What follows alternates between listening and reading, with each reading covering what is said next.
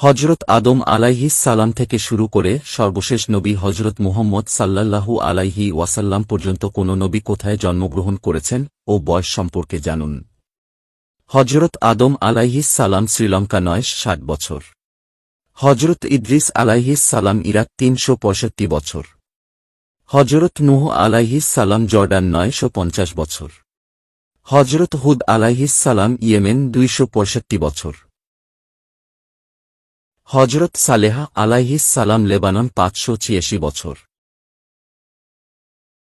হজরত ইব্রাহিম আলাইহিস সালাম ইরাক 195 বছর।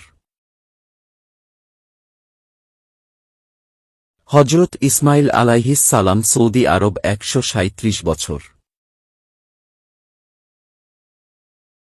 হজরত ইসহাক আলাইহিস সালাম ফিলিস্তিন 120 বছর। হজরত ইয়াকুব আলাইহিস সালাম ফিলিস্তিন 139 বছর। হজরত লুত আলাইহিস সালাম ইরাক 175 বছর। হজরত শোয়াইব আলাইহিস সালাম সিরিয়া 882 বছর। হজরত ইউসুফ আলাইহিস সালাম ফিলিস্তিন 110 বছর। হজরত আইজুব আলাইহিস সালাম জর্ডান 145 বছর। হজরত জুলকিফল আলাইহিস সালাম মিশর 75 বছর। হজরত ইউনুস আলাইহিস সালাম ইরাক 123 বছর। হজরত মুসা আলাইহিস সালাম মিশর 125 বছর। হজরত হারুন আলাইহিস সালাম মিশর 119 বছর। হজরত ইলিয়াস আলাইহিস সালাম লেবানন, তিনি এখনও পৃথিবীর বুকে জীবিত আছেন।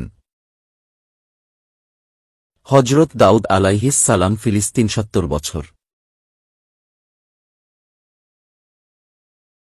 হজরত সোলাইমান আলাইহিস সালাম ফিলিস্তিন 150 বছর। হজরত দানিয়াল আলাইহিস সালাম ইরাক 70 বছর। হজরত জাকারিয়া আলাইহিস সালাম ফিলিস্তিন 207 বছর। হজরত ইয়াহিয়া আলাইহিস সালাম ফিলিস্তিন 63 বছর। হজরত ঈসা আলাইহিস সালাম ফিলিস্তিন পৃথিবীতে 33 বছর অবস্থান করেন। হজরত মুহাম্মদ সাল্লাল্লাহু আলাইহি ওয়াসাল্লাম সৌদি আরব 63 বছর।